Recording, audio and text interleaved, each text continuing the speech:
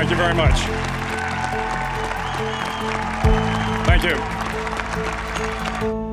But changing the world can happen anywhere, and anyone can do it. So what starts here can indeed change the world. But the question is, what will the world look like after you change it?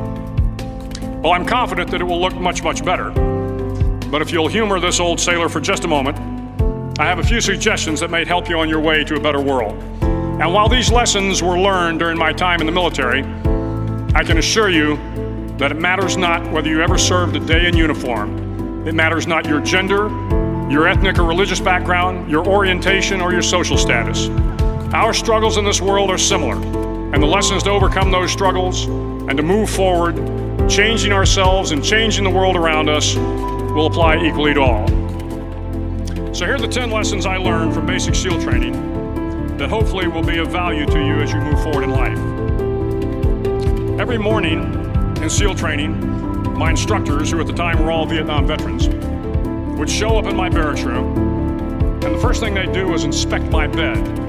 If you did it right, the corners would be square, the covers would be pulled tight, the pillow centered just under the headboard, and the extra blanket folded neatly at the foot of the rack.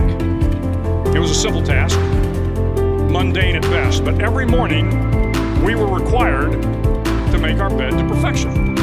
It seemed a little ridiculous at the time, particularly in light of the fact that we were aspiring to be real warriors, tough, battle-hardened SEALs.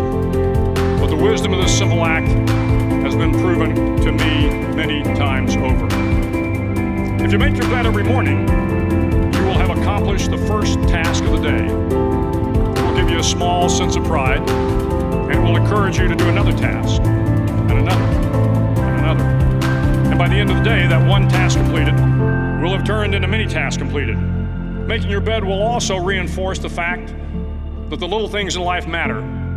If you can't do the little things right, you'll never be able to do the big things right. And if by chance you have a miserable day, you will come home to a bed that is made, that you made. And a made bed gives you encouragement that tomorrow will be better. So if you want to change the world, start off by making your bed. During SEAL training, the students are all broken down into boat crews. Each crew is 7 students, 3 on each side of a small rubber boat, and 1 coxswain to help guide the dinghy. Every day your boat crew forms up on the beach and is instructed to get through the surf zone and paddle several miles down the coast. In the winter, the surf off San Diego can get to be 8 to 10 feet high, and it is exceedingly difficult to paddle through the plunging surf unless everyone digs in. Every paddle must be synchronized to the stroke count of the coxswain. Everyone must exert equal effort, or the boat will turn against the wave and be unceremoniously dumped back on the beach. For the boat to make it to its destination, everyone must paddle. You can't change the world alone. You will need some help. And to truly get from your starting point to your destination takes friends, colleagues, the goodwill of strangers, and a strong coxswain to guide you. If you want to change the world, find someone to help you paddle. Over a few weeks of difficult training, my SEAL class, which started with 150 men, was down to just 42. There were now 6 boat crews of 7 men each. I was in the boat with the tall guys, but the best boat crew we had was made up of the little guys, the Munchkin crew, we called them. No one was over 5'5". The Munchkin boat crew had 1 American Indian, 1 African American, 1 Polish American, 1 Greek American, 1 Italian American, and 2 tough kids from the Midwest. They out-paddled, outran, and outswam all the other boat crews. The big men in the other boat crews would always make good-natured fun of the tiny little flippers the Munchkins put on their tiny little feet prior to every swim. But somehow these little guys from every corner of the nation and the world always had the last laugh, swimming faster than everyone and reaching the shore long before the rest of us. SEAL training was a great equalizer. Nothing mattered but your will to succeed, not your color, not your ethnic background, not your education, not your social status. If you want to change the world, measure a person by the size of their heart, not by the size of their flippers. Several times a week, The instructors would line up the class and do a uniform inspection. It was exceptionally thorough. Your hat had to be perfectly starched, your uniform immaculately pressed, your belt buckle shiny and void of any smudges. But it seemed that no matter how much effort you put into starching your hat, or pressing your uniform, or polishing your belt buckle, it just wasn't good enough. The instructors would find something wrong. For failing the uniform inspection, the student had to run, fully clothed, into the surf zone, then wet from head to toe, roll around on the beach until every part of your body was covered with sand. The effect was known as sugar cookie. You stayed in the uniform the rest of the day, cold, wet, and sandy. There were many a student who just couldn't accept the fact that all their efforts were in vain, that no matter how hard they tried to get the uniform right, it went unappreciated. Those students didn't make it through training. Those students didn't understand the purpose of the drill. You were never going to succeed. You were never going to have a perfect uniform. The instructors weren't going to allow it. Sometimes, no matter how well you prepare or how well you perform, you still end up as a sugar cookie. It's just the way life is sometimes. If you want to change the world, get over being a sugar cookie and keep moving forward.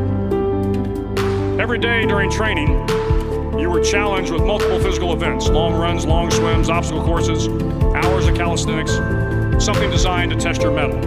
Every event had standards, times you had to meet. If you failed to meet those times, those standards, your name was posted on a list, and at the end of the day, those on the list were invited to a circus. A circus was 2 hours of additional calisthenics, designed to wear you down, to break your spirit, to force you to quit.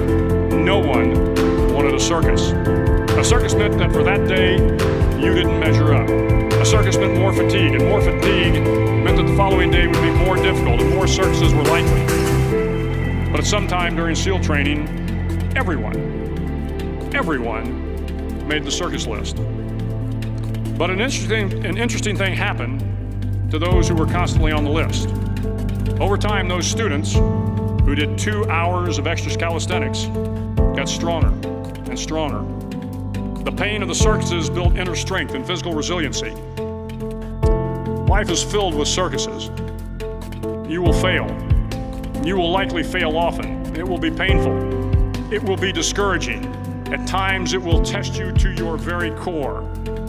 But if you want to change the world, don't be afraid of the circuses. To the class of 2014, you are moments away from graduating, moments away from beginning your journey through life, moments away from starting to change the world for the better.